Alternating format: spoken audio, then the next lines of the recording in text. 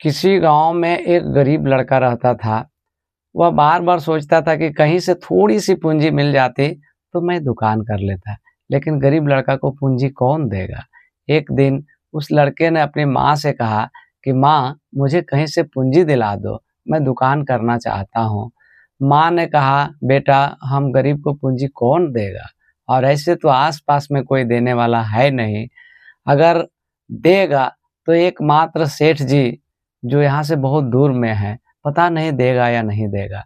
लड़के ने कहा, ठीक है माँ, मैं उस सेठ जी से मिल करके आता हूँ, मुझे सिर्फ पता बता दो। माँ ने सेठ जी का पता बताया। लड़का सुबह उठा और सेठ जी के घर के लिए रवाना हो गया। अब लड़का जैसे ही सेठ जी के घर के नजदीक पहुंचा, सेठ जी बाहर ही बैठा दिख गया। एक आदमी को सेठ जी जोर जोर से डांट रहे थे। वह आदमी गिड़गिड़ा के कह रहा था कि सेठ जी, मैं पूंजी आपका लौटा दूंगा, आप मुझे मत डांटिए। जबकि सेठ जी बहुत गुस्से में कह रहे थे कि मैंने तुम्हें 3 बार पूंजी दिया, तीनों बार तुमने पूंजी डुबो दी, अब मैं क्या करूं, तुम्हें पूंजी लौटानी ही पड़ेगी। अब मेरे पास नोटों का पेड़ तो नहीं है जो कि मैं तुम्हें बार बार दे दूं, इसीलिए मैं तुम जैसे लोगों को पूंजी नहीं देता। इस तरह से सेठ जी एक आदमी को डांट रहे थे।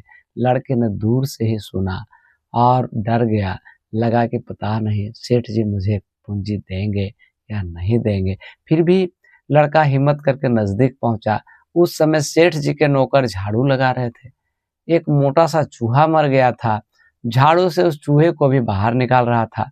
लड़का नजदीक पहुंचा, सेठ जी को प्रणाम किया। सेठ जी ने पूछा, कहो, क्या बात है।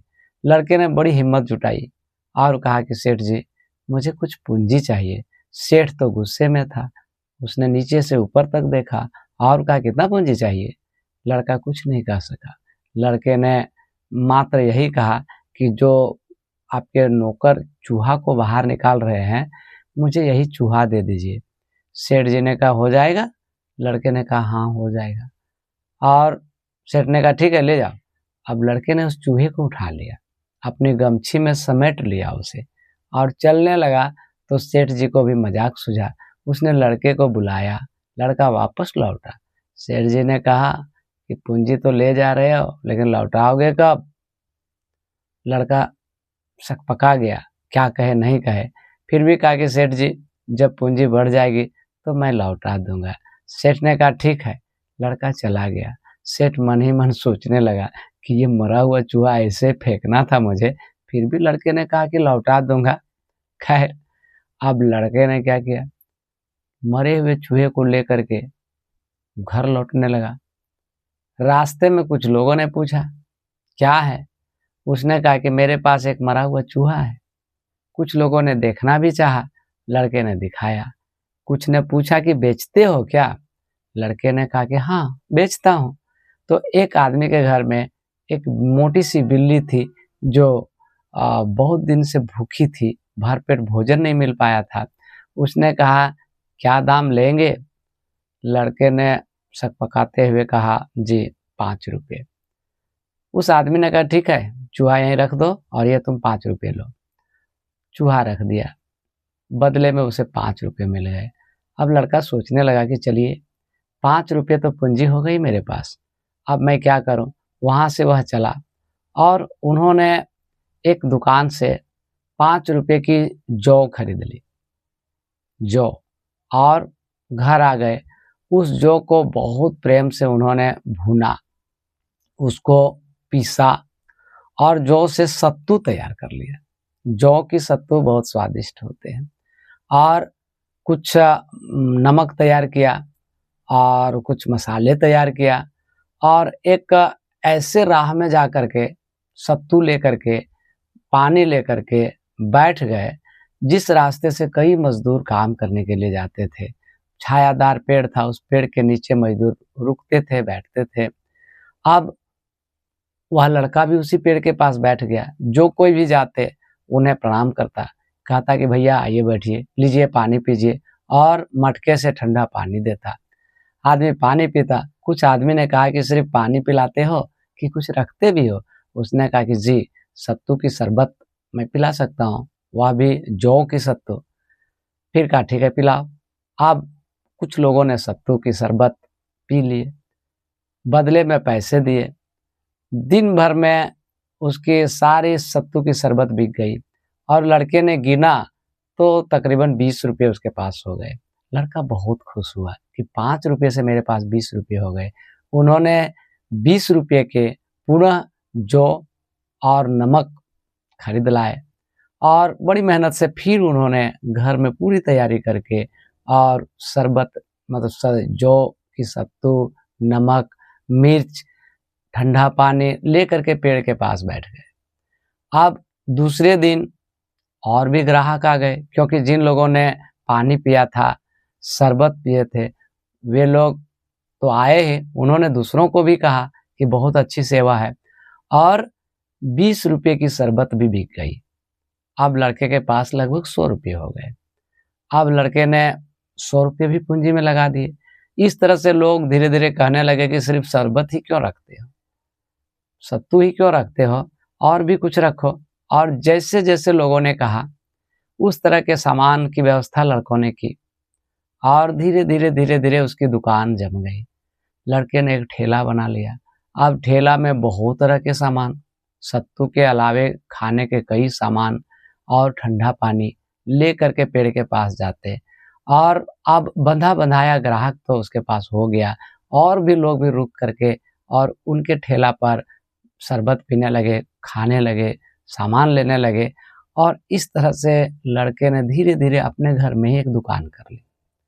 अब ठेला पर भी सामान बेचते, दुकान घर में भी दुकान कर लिए और माँ के सहयोग से घर में भी दुकान चलने लगी।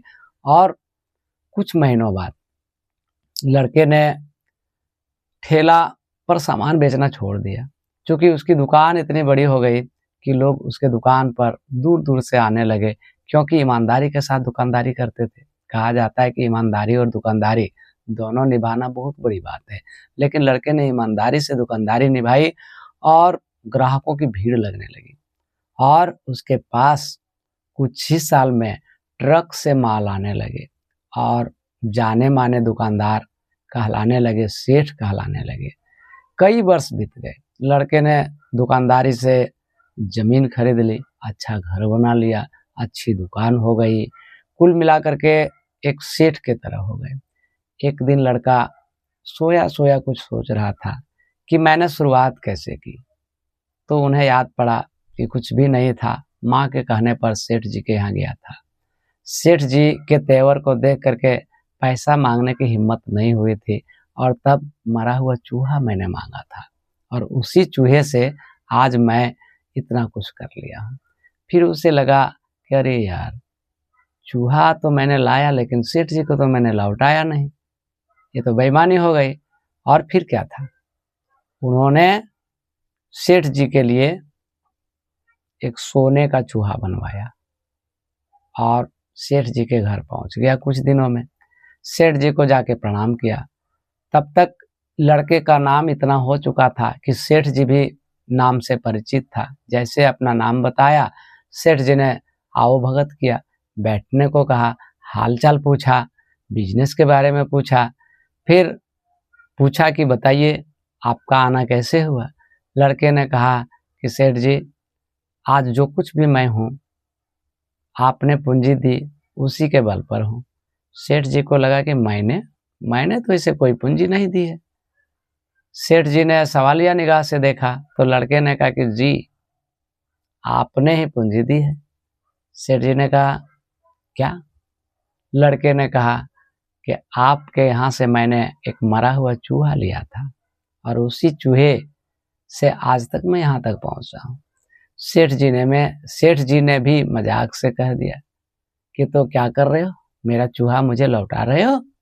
लड़के ने कहा जी मैं आज आपका चूहा लौटाने आया हूँ। और लड़के ने जब उन्हें तोहफा के रूप में सोना का चूहा थमाया, जब डब्बे को खोल कर देखा, सेठ जी दंग रह गए। बोले कि अरे ये तो सोने का चूहा है, बहुत कीमती है।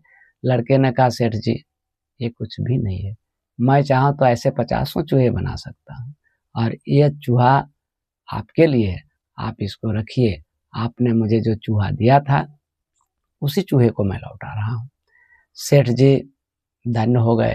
लड़के को धन्यवाद दिया और लड़का को भी लगा कि मैंने अपना कर्ज उतार दिया।